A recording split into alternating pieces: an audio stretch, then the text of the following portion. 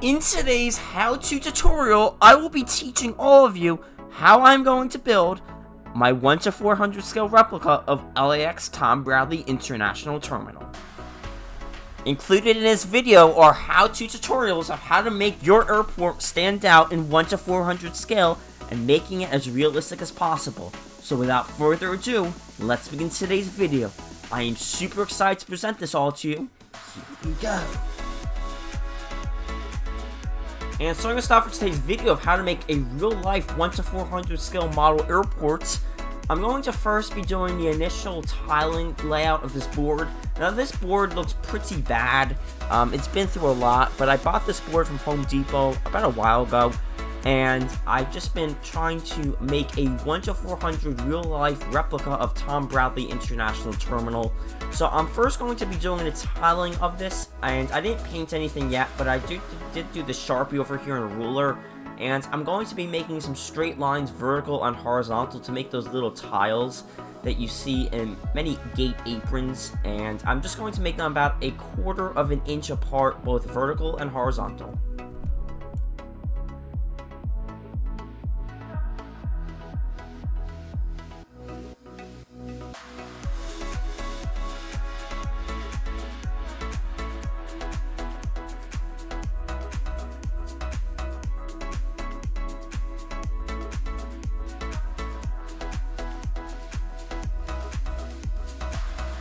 And as we can see over here, these Sharpie lines are maybe about 1/4 of an inch apart, and they will be serving a purpose later on in this video when I paint this board.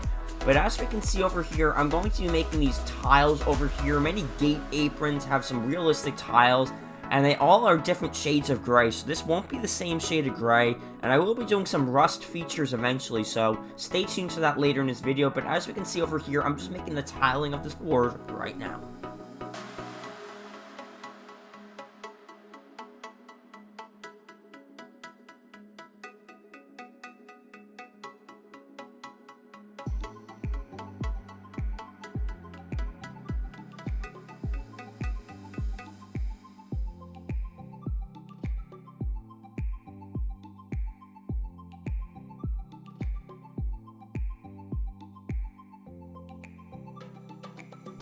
Alrighty, so up next is the actual painting of these tiles. Now, you can do any paint you'd like for these tiles.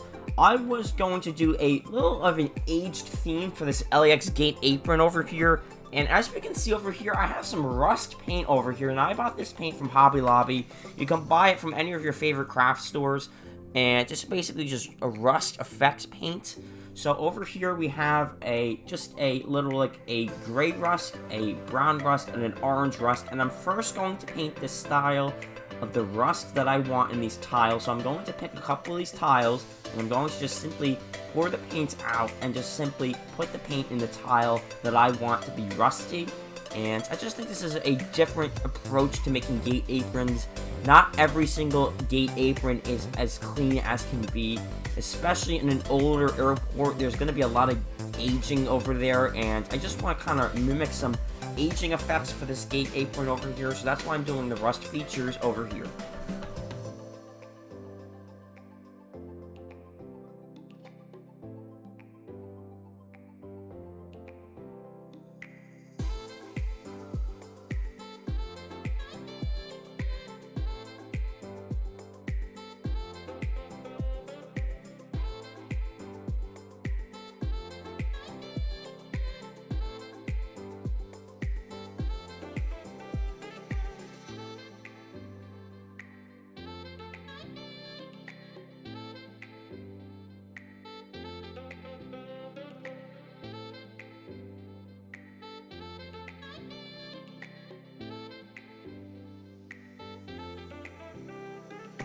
And after I did this darker brown rust, the set did come with a lighter orange rust, so I will be doing the lighter orange rust as well, just to mimic the amount of time that this concrete tile has been aging. And I really like their approach that I'm going to be doing 2 different styles of rust.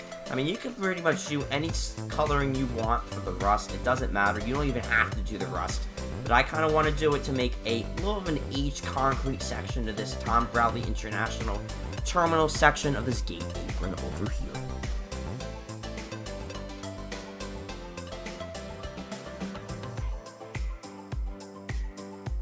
Now, up next is the part that kind of matters over here. Over here, we're going to be painting the two different style of gray concrete over here.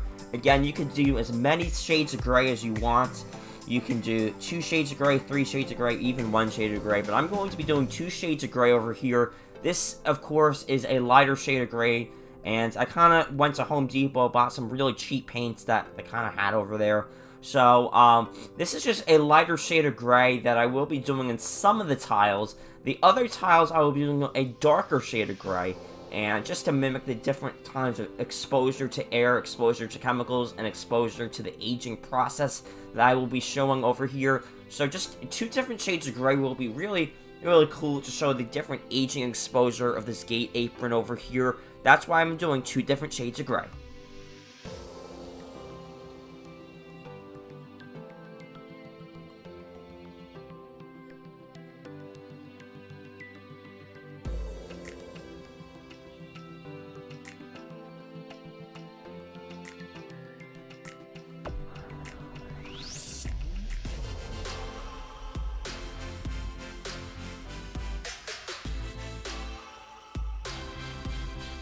And after painting the darker shade of gray and the other tiles, I'm going to now mix all the colors together.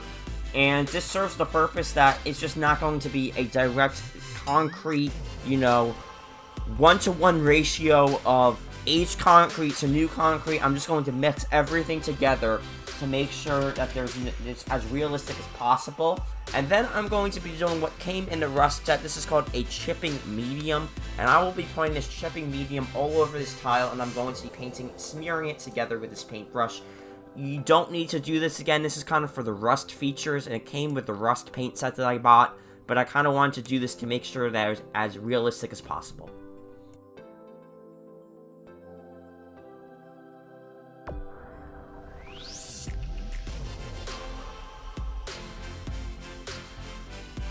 Now, up next, I'm going to be doing the part that kind of matters. Again, this is part of the gate apron section that we're going to make in the lines of each of these gates. And these gates kind of have like the apron style that we'll see later on in this video. So I'm going to be doing this pinstriping tape. I bought this pinstriping tape. This is about maybe 1/16 inch in width. And I'm simply going to be putting this pinstriping tape down. Now, I did this shortly after just to make sure that this pinstriping tape was secured to the board and wouldn't peel shortly after. So I put this pinstriping tape down. This I'm going to be painting over, so it doesn't matter what color you buy this pinstriping tape. I'm just going to be simply putting this down and making the gate apron now.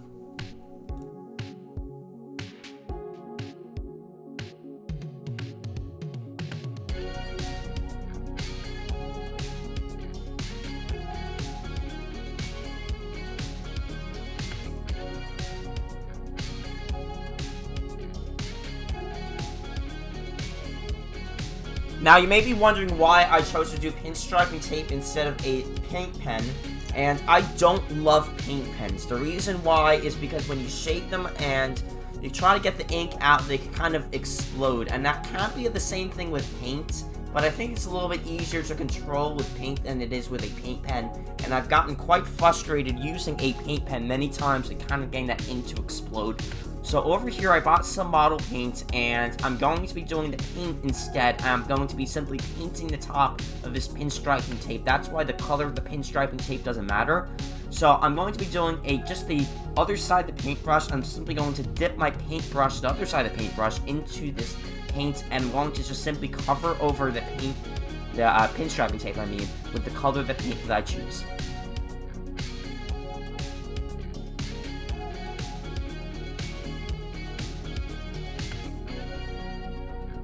A few moments later.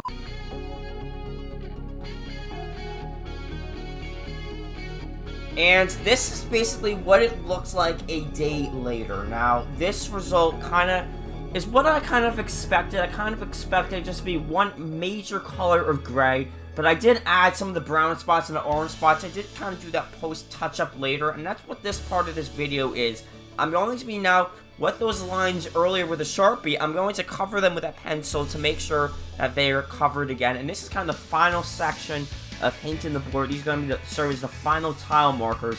And now I'm going to be doing a little touch-up over here, because I just wanted to make sure that there are 2 different shades of gray. Over here, it's kind of just one kind of major shade of gray. So I'm going to be doing a touch-up section, and I'm going to kind of touch up some of the areas with the lighter shade of the gray. And this is kind of where I want to say that it doesn't matter really what the final product of this gray tiling area looks like. You can do 1 shade of gray or as many as 5 different shades of gray. But I kind of wanted to make a little of an age section again. Maybe the whole point of this was to make kind of like a little of an age section of the gate apron over here. So that's why I'm doing a little of a lighter shade of the gray. And you can also see that some of the rust sections kind of came out very nice, and some of them kind of didn't. So I kind of covered them up with a rust paint again. And it's just all about touch-up. You know, you can do as many touch-up paints as you want. You could do 1 touch-up layer or as many as 2 touch-up layers. It doesn't really matter. Just as creative as you are. That's kind of why I like this approach, you know. It's not one uniform approach. You have to paint everything the same color of gray. You can kind of do as many colors as you'd like.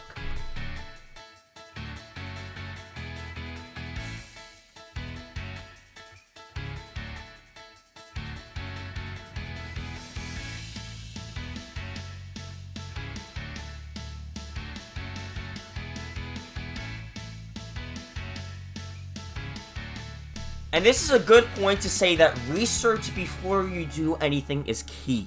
Now, in this next part of this video, I will be painting the Tom Bradley International Terminal, and research again is key. You want to see what type of terminal you'd like to do, and even what airport you'd like to do. That's the first question. And the second question is what type of terminal you'd like to do. Now, there's many different types of terminals out there. There's a simple GeminiJets terminal, or what many people are turning to nowadays, 3D printed terminals. And Tarmac Designs does a fantastic job of 3D printed terminals. I think Clipper Models does them, and a couple other companies do them. A lot of people now turning to 3D printed terminals as the answer to the terminal solution of what terminal you'd like to do, what type of material you'd like to choose for the terminal.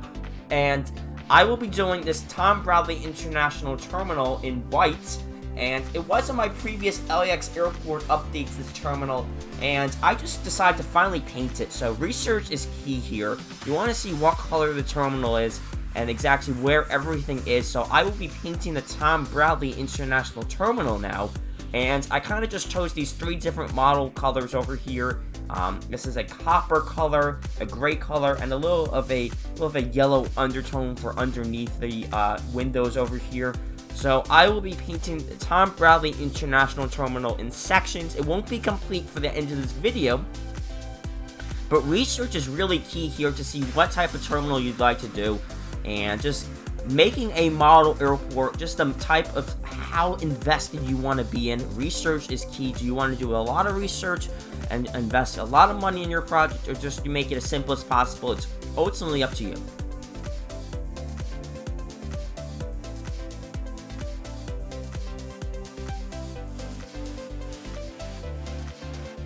Up next is probably one of my favorite sections of setting up a model airport, making sure that the detail is key and having enough GSC.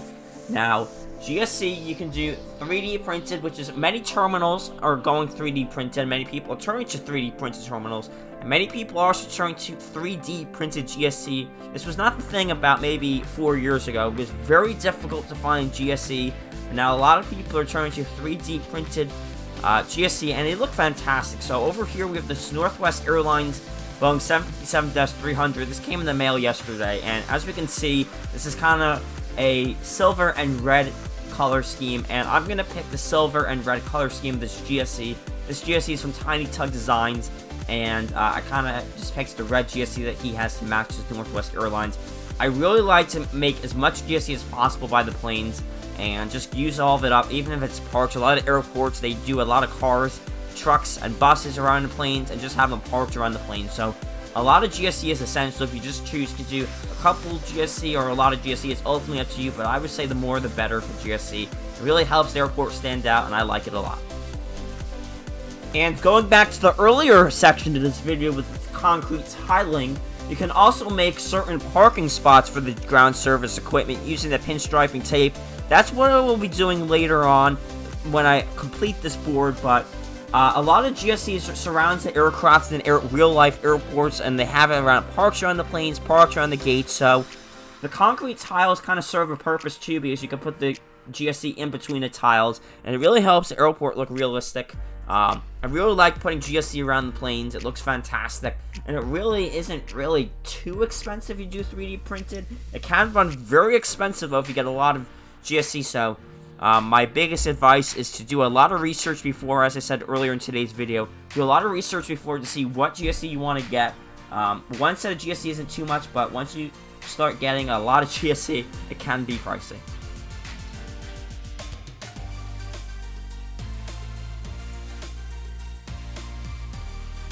In addition to the GSC, you want to determine what gates you want to use. Now, there's many gates available on the market. You can get the GeminiJets 6-packs of gates. You can also get these 3D printed gates. These 3D printed gates are by Tarmac Designs. And there's also gates by Clipper Models, I think, that I want to look at eventually in a future video.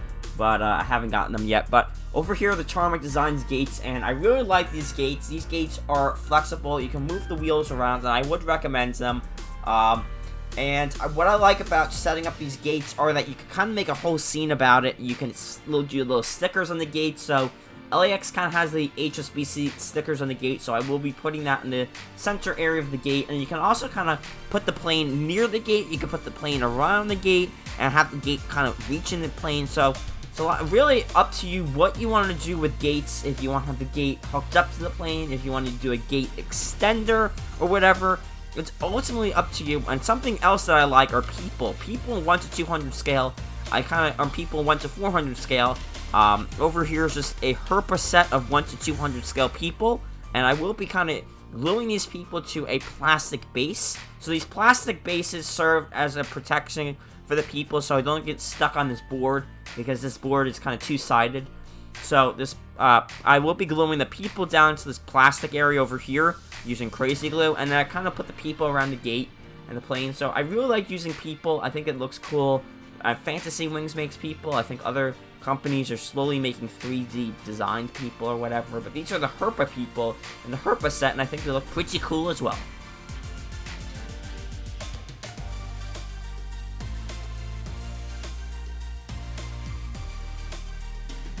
And as we can see over here, this is kind of like a mega scene over here. So we have the gates, we have the GSC, and we have the people. But one last thing that I want to mention to all of you guys that you really should highly consider in your airport videos are backdrops. Backdrops can really sell the show, if you will. You can really make the scene pop out, and I just love backdrops. So in today's video, I'll be showcasing this new backdrop. I bought it about a month ago at a train show. It's a desert backdrop, and this will be used for LAX and Phoenix Sky Harbor Airport updates. So, backdrops are relatively inexpensive. This one was around $13, and it's by Realistic Backdrops. You can find it at the Scenery Supply store or scenicexpress.com, and this just looks phenomenal. I mean, wow, does this look sexy over here. It really sells to show these backdrops. I think it really helps the scene pop out, and it really makes your airports look realistic and stand out. I haven't seen too many people use backdrops, and I just love the addition of backdrops. It really can make it look like from just a model airport to a scene, and I really mean it. You can really make just a model airport really stand out and look 1,000 times better with backdrops. So that is why I recommend using backdrops. I think backdrops really help sell the show. So with that, that is exactly how I recommend making a 1 to 400 scale airport update. It takes a lot of research and a lot of time to make a 1 to 400 scale model airport, but in the end, I think it's 1,000 times worth it. I really mean it. Just all these steps really help the airport become as realistic as possible. And I know aviation, model aviation in particular, has gotten very pricey nowadays, but I really think with all the right tools and everything, you could really sell the show on your airport updates. So just this kind of is just a reflection point of this video now that we have everything put together. We have the GSC, we have the airport foil, we have the terminal, and we have the backdrop and the people and the gates, and it just looks phenomenal. And just research is key in my opinion. You want to see what planes you need, and then just go from there and basically just try to have fun with it. I really recommend just doing whatever you want to do with your airport updates, whatever your mind suggests, whatever creativity you want to have, just go for it. It really can pay off, and it really just looks phenomenal in the end. So really just hoping all of you take these tips and just hope that you enjoy making your 1 to 400 scale model airport. So that is exactly how I plan on making this LAX airport update. LAX is getting a massive upgrade, as you can see, and I do plan on making a super realistic LAX airport update sometime in the near future. So, and I do plan on getting the West Gates too, by the way. So I hope you guys enjoyed today's video. Please comment below what you think about it, and subscribe if you haven't already, as we're on the road to 1,500 subscribers. This is Hawaiian Air 2121 signing off. Hoping you enjoyed today's video. Have a good one.